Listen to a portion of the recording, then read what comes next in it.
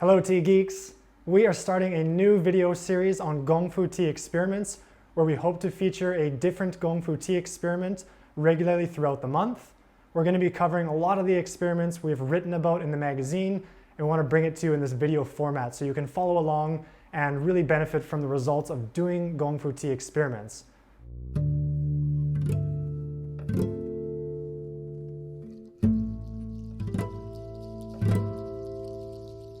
Before we begin though, it's always important to start with a couple of caveats. And the first one to remember is that tea ultimately is an aimless activity. And especially today when we talk about tea as an aim or as a goal, we want to keep this in the back of our mind because if it becomes too goal-oriented, it becomes kind of like a chore. So it's good always to take a step back and just enjoy tea for the sake of enjoying tea because that's really what it's about. But for the sake of this classroom setting where we want to learn and grow together, we're going to talk about some of the aims or goals of Gongfu tea as well. So please keep that caveat in the back of your mind. And the second one I'll mention is that you're always the most important element in any tea experiment. You may have all the greatest golden kettles and silver cups and purple sand clay pots, but without you, none of those can make a really fine cup of tea. So please remember that you're always the most important element, because we are going to be talking about some really ideal setups for brewing a fine cup of tea and for doing experiments. So before we get into the details of our first experiment, what we want to talk about are the importance of experiments. Because why are we really doing these anyways? And in our tradition of Gongfu tea brewing, we really want to know why it is we're doing what we're doing. Really, nothing in Gongfu tea is done arbitrarily, which means that every step of the way is done with some sort of purpose, and the experiments really allow us to reveal the purpose behind all of those steps. As well, it just helps us to clearly communicate what we're doing, and we can have a rational discussion between ourselves and with others to clearly communicate what it is we're doing here. It also gives us a measure with which we can gauge our progress or lack of progress, and it even gives us an outlet for a teacher to come in and criticize our work to show us if we're really making a better cup of tea or not. And since we're talking about a fine cup of tea in Gongfu, one of the goals, please remember that caveat, one of the goals of Gongfu tea is to make the finest cup of tea possible. And if you're going to do that, you have to have some sort of measure to gauge those qualities and what does that really mean to be a fine cup of tea. You can also refer to one of our videos on the 10 qualities of a fine tea, because that's what we're going to be using throughout all of these video series of tea experiments to talk about and communicate whether we are on the track of making a fine cup of tea or not, or whether we're just talking about the differences that arise when we're isolating certain factors in these experiments. Having a basic understanding of the 10 qualities is going to be really beneficial as we dive into these tea experiments together. As always, we're going to start with some of the most basic tea experiments. That's absolutely essential because they lay the foundation upon which all the more complex experiments can then be conducted. So today, for example, we're going to do what's called the classic 3-cup experiment. It was featured in our Global Tea Ep magazine on a number of occasions, and lucky for us, it requires really bare essential elements to get started. And it's one of the basic experiments because it's really easy to notice the differences from cup to cup, and a lot of implications come from doing this experiment that allow us to create new experiments and again to build other experiments on. So first we'll go over some of the resources you're going to need for this experiment, then we'll talk about the procedure itself, and then we'll actually do it as well together. Okay? So for this experiment, what you're going to need are 3 porcelain cups. Ideally, they're all going to be the same size, shape, and material. We have a cheap set of modern porcelain cups here, and they all have a specific shape, which we call the tulip shape, where it has a bit of a concave body, and the lips will flare out. And that's important because it helps to hold the temperature a little bit, and it fits nicely on your lips. They're also all the same color, same size, shape, and design, which is useful for noticing differences from cup to cup. So get yourself a pair or a set of really standard porcelain cups for the experiments. It's also going to be really useful to have an authentic purple sand clay teapot because that's really going to demonstrate Well, there's a lot that goes into having an authentic purple sand clay teapot because it's going to demonstrate some of the qualities that come from using real good quality purple sand clay, especially if you're comparing that material to other brewing vessels. So do make sure it's an authentic one and not a fake one. And I stress that because there's a lot of fake ones out in the market. And if you're using those in an experiment, you're not going to notice the difference between one brewing vessel over the other. So I'll really stress the importance of having an authentic purple sand clay teapot when you're conducting experiments that require one. And it's always a good idea to use a tea that you're familiar with, because if you're using like a new tea with exotic flavors or a really strong tea that's really multi-layered and complex, that's going to challenge your ability to observe subtle differences from cup to cup and some of the 10 qualities of a fine cup of tea. So use a tea that you're familiar with. Ideally, a light tea would be better, and brew it lighter than you normally would. So you're using it in a smaller amount, you're brewing it lightly, and it's a tea you're familiar with. That's really going to facilitate your ability to notice differences from cup to cup. So for example, today I'm using a really lightly oxidized oolong in quite a small amount for this size of a pot. It's an organic tea, and I've drunk this tea lots, so I'm very familiar with it. So use what you've got available, and that's pretty much it for the experiment. Of course, you're going to need a heat source and some sort of kettle so that you can bring your water to a boil for these experiments. But otherwise, this one in particular is very straightforward. So what we're going to do is brew the tea as normal. I'm going to pre-warm some of the vessels to begin the experiment, and then I'm going to steep the tea as normal, keeping it a bit lighter than usual. And what I'm going to do is I'm going to pour this tea into my first cup here. And when that cup is full, I'm actually going to pour half of it into the second cup, like so. And then I'm going to take this cup and pour half of it into the third cup. So what you're going to be left with is the first cup will be half full, and these second two cups are going to be a quarter full. And once you've finished pouring from cup to cup to cup, what I want you to do really quickly is go from the last cup you poured into and drink these cups side by side, starting with the last cup, going to the middle cup, working your way to the first cup, which is half full, and then just go back and forth between all those cups. And you can do that until you're finished all the cups. And what I want you to look for when you're doing this experiment are simply any differences you notice from cup to cup. It might be a difference in flavor and aroma. It might be a difference in mouth sensations. It might be a difference in temperature. Any differences you want. You can use your own language. It doesn't have to be a special set of 10 qualities. But if you are familiar with those 10 qualities and you notice differences from cup to cup, it's really important to write down any differences you do notice. Okay? It's also important to have a notebook and a pen on you as well, because you are going to be recording your differences, and that again allows you to communicate both with yourself and others who might be doing the experiment with you. It's a really good idea to do this experiment in at least 2 rounds, and it's a good idea to do it in general silence. You don't have to practice noble silence or anything, but any talking or music can kind of influence your ability to observe any differences from cup to cup. So it's good from round to round just to maintain quietude while you're doing the experiment. And then what we like to do is open up the table at the end and let everybody share their observations. And then we can kind of have a group discussion after and talk about some of the implications of this experiment. If you don't have a special teapot like this or an authentic purple sand clay teapot, you can actually also just do this with water. So you don't even have to brew tea. This would be the most basic version of this experiment. You can really just pour water into the first cup, and then pour half that into the second cup and half that into the third cup, and just do it with water. And that alone is going to reveal a lot of important differences from cup to cup. It might be obvious, but it's really good to start with this very basic experiment, because a lot of the ones we want to do will stem from doing this experiment first. Okay, and we'll talk about those implications at the end. So I'm going to go ahead and start to pre-warm some of my teaware. I'm going to steep the tea, and then I'm actually going to go through and do the experiment myself. If you want, you're welcome to follow along and use this video as a reference so you can do this experiment yourself. It's really good to do it and not just rely on what I'm saying or what you're seeing in this video, because that's, again, some of the more importance of the experiment is that when you can speak from your own experiential understanding, that says a lot more than speaking from an intellectual understanding. Like if you were just to read the magazine, just to watch this video, it's much better to do it with yourself. In fact, you should take what I'm saying with a grain of salt and confirm it within the framework of your own body. So that's again why doing these experiments are so important.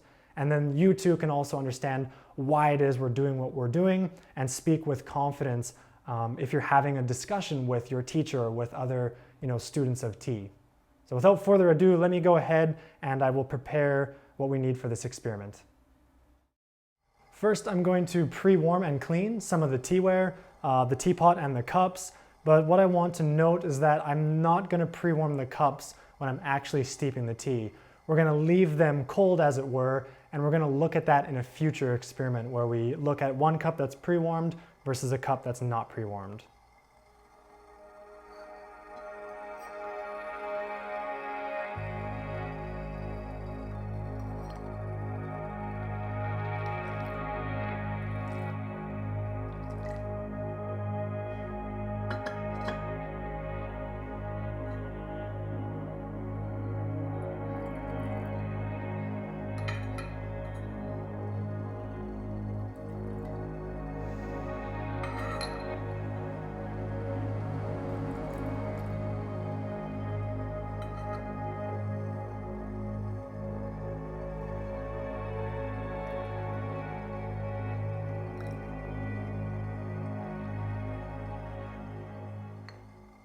So now that my teaware is clean and pre-warmed, I'm also going to give the tea leaves a flash infusion and then I'll start brewing.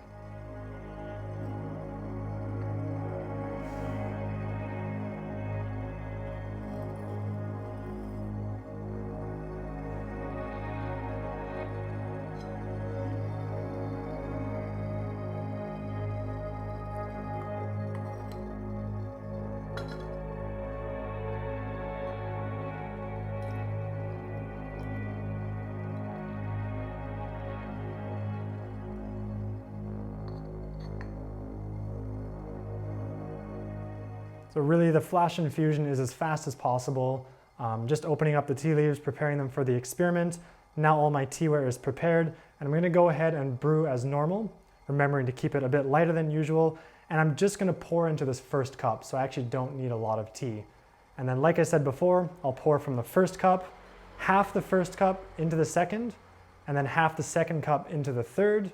And then I'm going to start with that third cup and I'm going to use two hands to drink 2 cups back and forth until I finished all the tea, and I'm going to record my observations as I go along.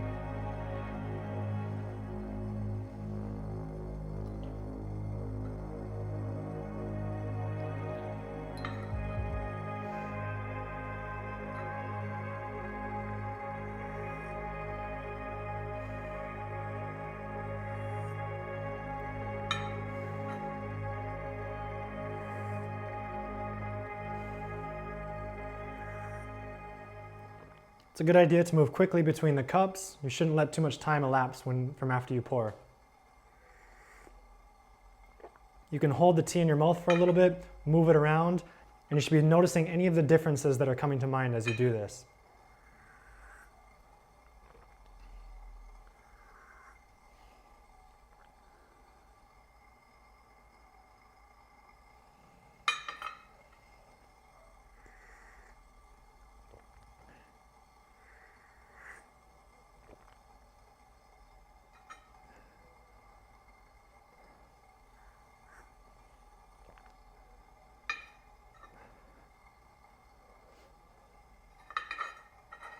Make sure you smell the cups as well as you're drinking and as you finish, because this one's really interesting to notice the differences that happen in aroma as well.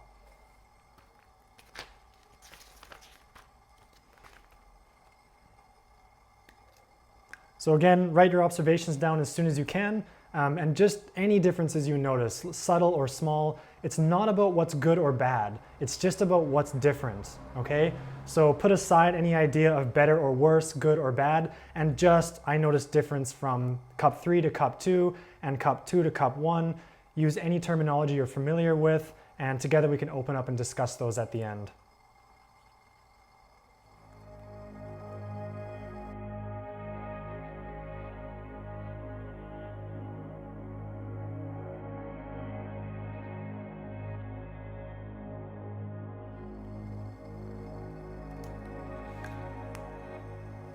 So after I've written my observations from the first round between all 3 different cups, I would normally go ahead and do this experiment one more time, which is relevant if you had trouble pouring as well, and just so you can collect some more notes. And then at the end, we can open up and talk about the differences that everybody has. And also by doing 2 or 3 rounds, you may even notice differences from round to round, which are really important to talk about when we finish doing this experiment. So actually, if you notice differences from round to round, it might not be that you did anything wrong, but it might just be some of the implications that are coming from doing this experiment, which we'll address later. So just as usual, I won't pre-warm the cups. I'm just going to shower my pot and steep my tea as usual, pour into the first cup, and do this for the second round.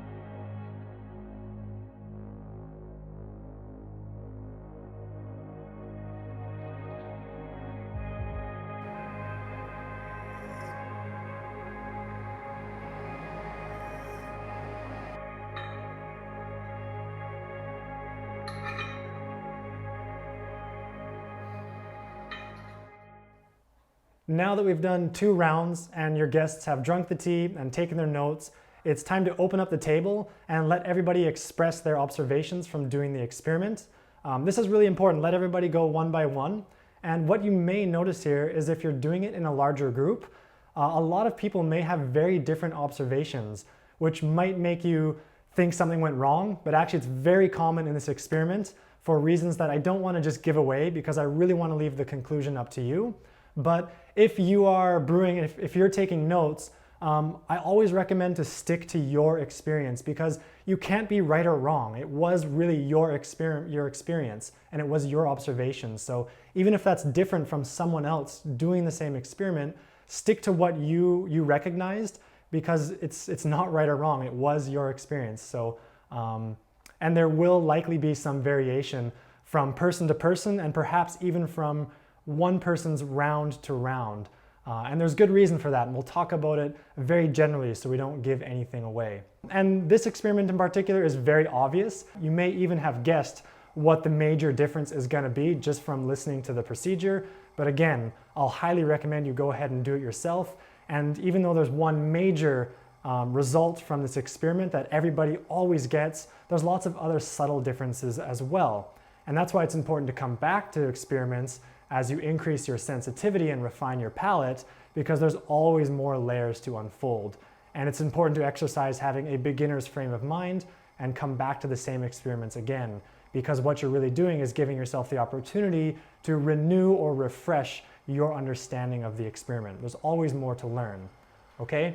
So go around the table, let all of your members talk about their observations. And this experiment is really cool because there's a lot of implications that come from it. As basic as it is, what are we really doing? We're just pouring a hot body of liquid from one vessel into another, into multiple vessels actually, and they are the same material in this particular experiment, but that has a lot of implications. So I don't want to give it away, and I'm in fact going to leave you, the audience, with some questions that you can maybe contemplate and consider. And if you're interested, please leave some of your answers in the comments below. But my question to you is, where in a tea brewing ceremony or a tea brewing session do you notice tea going from one vessel into another? And now from doing the experiment yourself and understanding the differences that arise from pouring from one vessel to another, you can ask yourself, is that a good thing? Is that a bad thing? Or is it just changing? Is it different? And then you can start to make educated decisions whether you want to or not to incorporate another surface that your tea is going to touch, because you recognize from your own experience what the difference is as a result of hitting that surface. You can also ask yourself, is that surface being pre-warmed or not? And that's why we didn't pre-warm the cups in this particular experiment, because we're going to isolate it in a future one that will also feature in these video series. So think about those questions. Where in a tea brewing session do you see tea growing from one surface to another? How many surfaces is it touching? What do you think is happening at all of those points of contact? And leave some answers in the comments below, and then we can share and start a discussion together on this YouTube video series as well.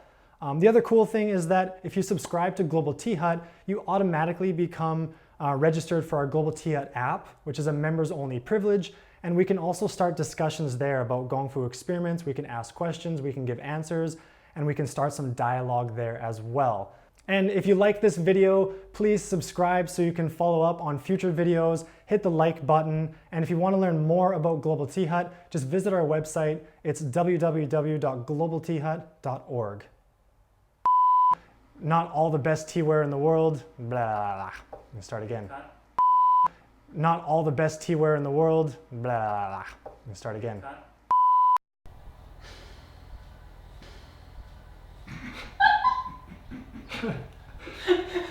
I'm rolling. Cool.